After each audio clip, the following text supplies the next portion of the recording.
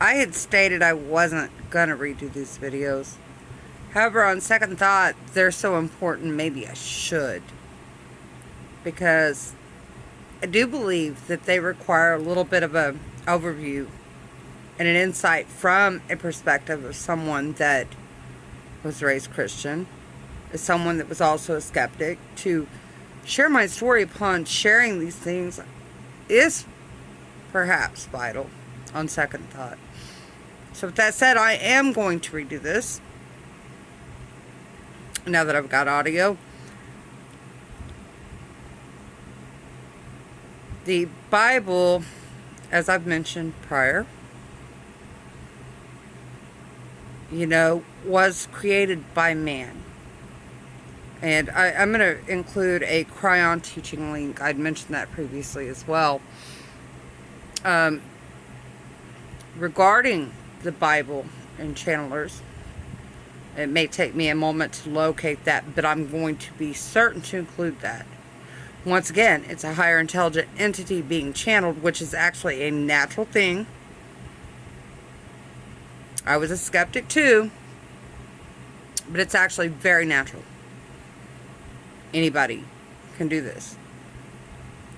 You just have to be in alignment and connected to God's source, creator, and on the same radio station, so to speak. So many have this ability, and many more, especially now, are coming forward, but they're being discredited because your belief system, as well as my own, has limited us and kept us in the box and taught us to believe that it's somehow evil. There's all kinds of spirits. There's all kinds of beings. There's good and bad in everything. You see? But it's important to understand and learn to discern this for yourself. To seek the knowledge that you want to find.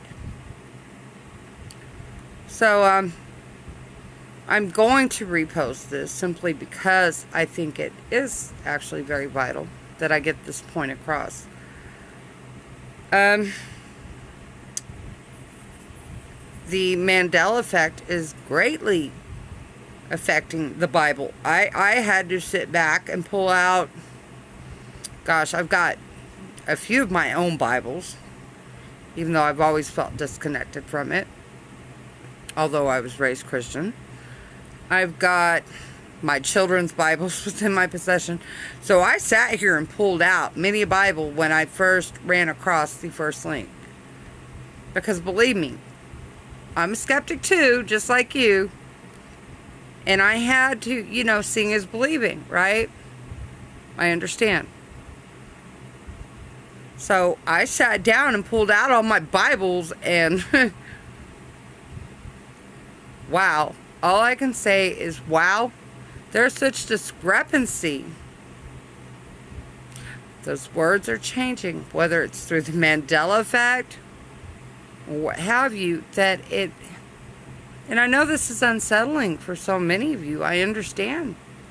I get it because, I too personally experienced how unsettling this truly is.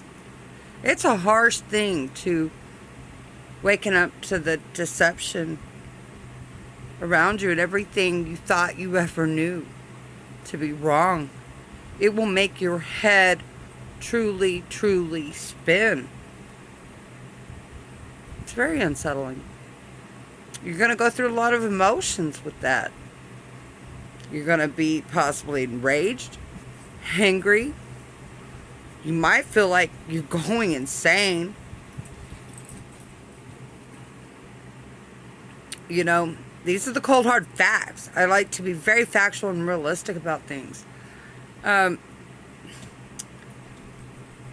Anyway, I don't want to go on and on here, but I do want to say that I'm just going to post more on the Mandela effect in the Bible. This is simply a redo because of my audio issues. But, this particular individual, as I said before, was looking to the rest of Christianity that believes in the Bible. He was seeking out help for others far as their advice as to why our Bible's changing. So I think it's important that you all see this, because it all goes much, much deeper than many of you realize. And the Bible's a fine place to start.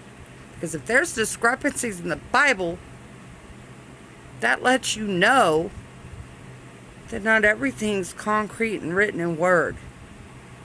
But one thing I can assure you that is concrete, and I'll try to be sure to include that link as well, is science's discovery of God's message within your DNA, which I believe I've mentioned that before as well. And I'll include that again as well for those that may just now be joining, that may not be aware of this. So, anyway, I'll include those links. Much love as always. Snuggle bug. Mwah.